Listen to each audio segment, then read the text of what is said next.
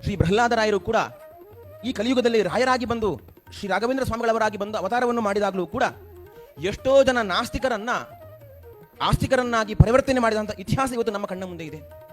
ಇವತ್ತು ಮಠಾತೀತವಾಗಿ ಈ ಮಠ ಆ ಮಠ ಅಂತಿಲ್ಲ, ಎಲ್ಲ ಮಠದ ಕಟ್ಟೆಯನ್ನ ಮೀರಿ ರಾಯರು ನಮಗೆ ಕಾಮಧೇನು ಕಲ್ಪವೃಕ್ಷ ಅಂತೇಳಿ ನಂಬಿಕೊಂಡು ಅನೇಕ ಮಂದಿ ಬಂದು ರಾಯರ ಪಾದವನ್ನು ಹಿಡಿದು ಅನುಗ್ರಹ ಸಂಪಾದನೆ ಮಾಡ್ತಾ ಇದ್ದಾರೆ.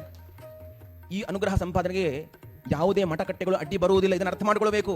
ನೀವು ಈ ಮಠದವನ ಆ ಮಠದವನ ಅಂತ ರಾಯರು ಮಠವನ್ನು ನೋಡಿ ಎಲ್ಲಿಯೂ ಕೂಡ ಅವರು ಅನುಗ್ರಹ ಮಾಡಲಿಲ್ಲ.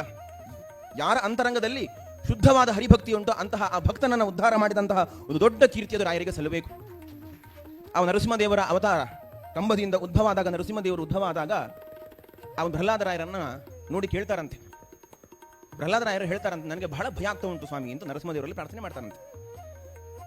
ನರಸಿಂಹದೇವರು ಕೇಳಿದ್ರು, ಹಾಗಾದ್ರೆ ನನ್ನನ್ನು ನೋಡಿ ಭಯ ಆಗ್ತಾ ಉಂಟು, ನನ್ನ ಈ ಉಗ್ರ ರೂಪವನ್ನು ಕಂಡು ಭಯ ಆಗ್ತಾ ಉಂಟಾ ಅಂತ ಪ್ರಹ್ಲಾದನನ್ನ ಕೇಳ್ತಾರಂತೆ ನರಸಿಂಹದೇವರು.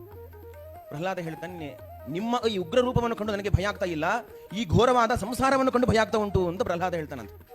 ಸರಿ, ಹೌದಾ, ಹಾಗೆ ನಿನಗಾಗ ನಾನು ಮೋಕ್ಷವನ್ನು ಕೊಡ್ತೇನೆ ಬಾ ಅಂತ ನರಸಿಂಹದೇವರು ಒಂದು ಒಳ್ಳೆಯ ಆಫರ್ ಕೊಟ್ಟರು. ಪ್ರಹ್ಲಾದರಾಯರಿಗೆ ಮೋಕ್ಷ ಕೊಡ್ತೇನೆ ಬಾ ಅಂತ.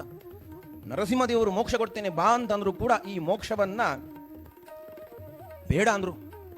ನಾನೊಬ್ಬನೇ ಮೋಕ್ಷಕ್ಕೆ ಬಂದರೆ ಅದು ಸ್ವಾರ್ಥ ಅಂತ ಅನಿಸಿಬಿಡ್ತದೆ. ನನ್ನನ್ನು ನಂಬಿಕೊಂಡು ಅನೇಕ ಬಾಲಕರಿದ್ದಾರೆ, ಅವರಿಗೂ ಕೂಡ ಒಳ್ಳೆಯ ಜ್ಞಾನವನ್ನು ಕೊಟ್ಟು ಅವರನ್ನು ನಾನು ಮೋಕ್ಷಕ್ಕೆ ಕರೆದುಕೊಂಡು ಬರ್ತೇನೆ ಅಂತ ಹೇಳಿದ ದೊಡ್ಡ ಮಹಿಮರು ಅದು ಪ್ರಹ್ಲಾದರಾಯರು. ಇವತ್ತಿಗೂ ಕೂಡ ಅನೇಕ ಸಜ್ಜನರಿಂದ ಸಾಧನೆಯನ್ನು ಮಾಡಿಸಿ ಮೋಕ್ಷದ ದಾರಿಯಕ್ಕೆ ಕರೆದುಕೊಂಡು ಬರ್ತಾ ಇದ್ದಾರೆ ಪ್ರಹ್ಲಾದರಾಯರು.